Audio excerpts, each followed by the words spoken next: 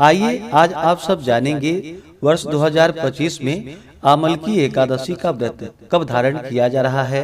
तो जानेंगे व्रत के शुभ मुहूर्त के बारे में, पारण समय के बारे में, पूजन विधि के बारे में, व्रत महत्व के बारे में, व्रत का पारण कब और किस चीज से किया जाएगा, भगवान को किस वस्तु का भोग लगाना चाहिए, इस दिन क्या करना चाहिए, नहीं करना चाहिए। तो आइए जानते हैं इन सबों के बारे में। फाल्गुन मास शुक्ल पक्ष में पड़ने वाली एकादशी को इसे रंग भरी एकादशी और आमल की एकादशी के नाम से जाना जाता है। आप सभी भक्तों को आमल की एकादशी, रंग भरी एकादशी व्रत की ढेर सारी शुभकामनाएं। आप सभी के जीवन में लक्ष्मी नारायण की कृपा से आप सभी को सभी प्रकार के सुख और समृद्धि की प्राप्ति हो। जो भी भक्त सच्ची श्रद्धा के साथ, नियम और निष्ठा के साथ आमल की एकादशी, रंग भरी एकादशी का व्रत धारण करते हैं, तो इस व्रत के प्रभाव से व्यक्ति के सभी प्रकार के पाप और ताप नष्ट होते हैं। इस दिन खास करके आमले के पेड़ के नीचे बैठ करके पूजन किया जाता है। इस दिन भगवान विष्णु, माता लक्ष्मी और भगवान विष्णु के परशुराम स्वरूप की पूजा करनी चाहिए। पीपल के वृक्ष के समान ही आमले के वृक्ष को पूजनीय माना गया है, तो इस दिन आमले वृक्ष की पूजा भी करनी चाहिए। यह व्रत मोक्ष प्रदायक, धन, वैभव एवं पुत्र पौत्रादि प्रदायक व्रत है तथा इससे व्यक्ति की रक्षा होती है और अंत में वैष्णव लोक की प्राप्ति होती है। तो आइए जानते हैं आमल की एकादशी व्रत के शुभ मुहूर्त, पारण समय के बारे में। इसके बाद आप जानेंगे पूजन विधि के बारे में। फाल्गुन मास शुक्ल पक्ष की एकादशी तिथि प्रारंभ समय 9 मार्च 2025 दिन रविवार सुबह 7:47 और एकादशी तिथि की जो समाप्ति है वह 10 मार्च 2025 दिन सोमवार सुबह 7:46 पे एकादशी तिथि की समाप्ति है। तो एकादशी का व्रत सूर्योदय व्यापनी के अनुसार और द्वादशी युक्त एकादशी व्रत के लिए जो समय प्राप्त हो रहा है, तो सभी भक्तजन 10 मार्च 2025 दिन सोमवार को व्रत धारण करेंगे। 9 मार्च को 10वें दिन के नियम का पालन करेंगे, 10 मार्च को व्रत धारण करेंगे और व्रत का पारण 11 मार्च को किया जाएगा। एकादशी व्रत का पारण द्वादशी में करनी चाहिए और हरिवासर समाप्त होने के बाद करना चाहिए। हरिवासर का समय द्वादशी तिथि का पहला चौथाई हिस्सा हरिवासर का होता है। तो द्वादशी तिथि की जो समाप्ति है वह 11 मार्च 2025 दिन मंगलवार सुबह 8:15 पे द्वादशी तिथि की समाप्ति है। तो सभी भक्तजन व्रत का पारण 11 मार्च को सुबह 6:35 से सुबह 8:13 तक व्रत का पारण कर लेंगे। आमल की एकादशी व्रत का पारण गोदधना पारणम यानी कि गाय के दूध के दही से इस व्रत का पारण किया जाएगा। यह संभव ना हो तो आप जल, फल या तुलसी दल से व्रत का पारण करें। एकादशी तिथि के दिन 10 मार्च को ब्रह्म मुहूर्त का जो समय होगा वह समय सुबह 4:59 से सुबह 5:48 तक होगा। सूर्योदय का समय सुबह 6:12, सूर्यास्त शाम 6:04 होगा। 10 मार्च को राहु काल का समय सुबह 7:41 से सुबह 9:10 तक होगा और 11 मार्च को दोपहर 3:06 से शाम 4:35 तक होगा। राहु काल समय के दौरान कोई भी शुभ कार्य या नया कार्य नहीं करना चाहिए, इस बात का ध्यान रखिए। 10 मार्च को नक्षत्र पुष्य होगा रात्रि 12:51 तक, उसके बाद अश्लेषा नक्षत्र होगा। योग शोभन होगा दोपहर 1:57 तक, उसके बाद अतिगंड योग होगा।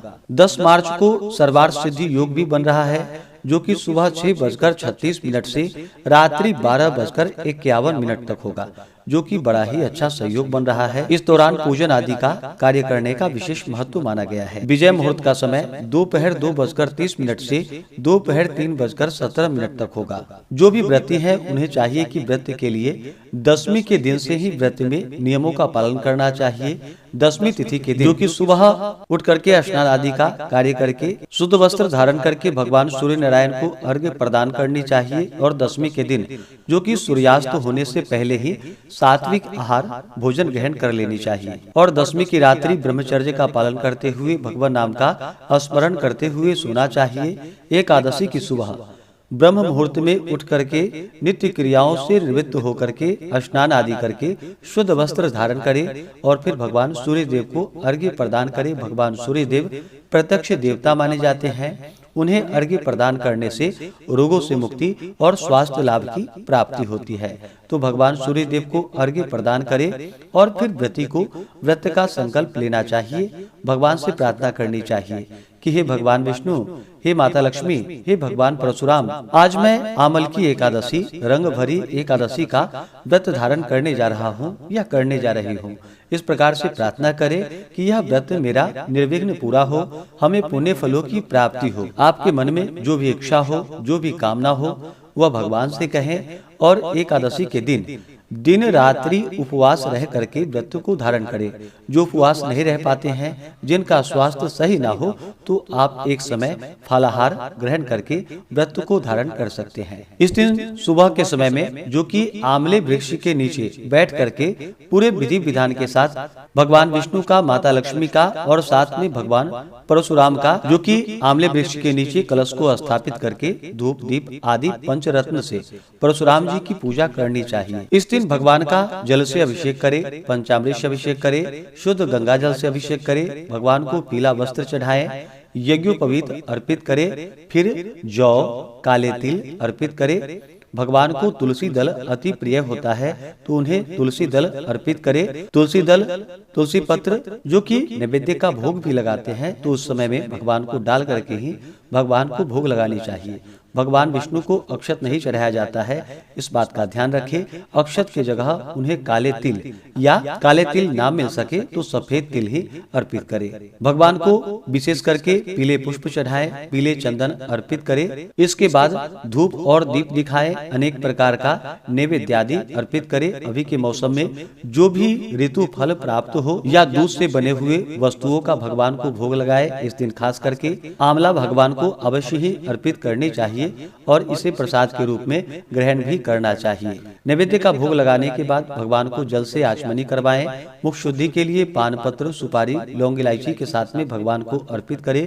द्रव्य दक्षिणा चढ़ाएं। इसके बाद फिर कथा श्रवण करें, चालीसा, स्तोत्र आदि का पाठ या श्रवण करे और अंत में धात्री वृक्ष में जो कि आंवले के पेड़ में कच्चे दूध या जल का अर्घ्य प्रदान करे। आंवले वृक्ष को जो कि धूप और दीप दिखा करके नैवेद्य आदि का भोग लगाए। आंवले वृक्ष की परिक्रमा करे। इसके बाद कथा श्रवण करनी चाहिए। विष्णु चालीसा, विष्णु सहस्त्र नाम, पूर्व सूक्त आदि का पाठ या श्रवण करना चाहिए। इस प्रकार से भगवान का सुबह के समय में और फिर शाम के समय में पूजन आरती आदि करनी चाहिए। एकादशी की रात्रि जागरण करते हुए समय को व्यतीत करनी चाहिए और द्वादशी की सुबह उठ करके स्नान करके शुद्ध वस्त्र धारण करके भगवान का पूजन आरती कर ले। इसके बाद ब्राह्मणों को भोजन करवाए, ब्राह्मणों को दान और दक्षिणा दे और समय के अनुसार व्रत का पारण करना चाहिए। व्रती को व्रत के दौरान किसी के ऊपर क्रोध नहीं करनी चाहिए। अपने मन में किसी के प्रति ईर्षा या द्वेष का भाव नहीं लाना चाहिए। अपने से बड़ों का सदा ही आदर और सम्मान करनी चाहिए। इस दौरान ओम नमो भगवते वासुदेवाय या श्री कृष्ण गोविंद हरे मुरारी आदि मंत्रों का जाप करना चाहिए। भगवान विष्णु के चरणों में अपना मन लगाना चाहिए। जहाँ तक हो सके व्रत के दौरान व्रती को कम बोलनी चाहिए। ज्यादा बोलने से मुख से न निकलने वाले शब्द भी निकल जाते हैं, तो जहाँ तक हो सके कम बोलनी चाहिए। कुटिल व्यक्ति से या गलत व्यक्तियों से जो कि दूरी बना करके रखनी चाहिए और पूर्ण श्रद्धा भक्ति भाव के साथ भगवान का पूजन अर्चन करनी चाहिए। इससे भगवान विष्णु अपने भक्तों के सभी प्रकार के पाप और ताप को नष्ट कर देते हैं। जब व्यक्ति के पाप और ताप नष्ट होते हैं तभी उनके पुण्य उदित हो पाते हैं। उसके बाद ही सांसारिक सुखों की प्राप्ति हो पाती है।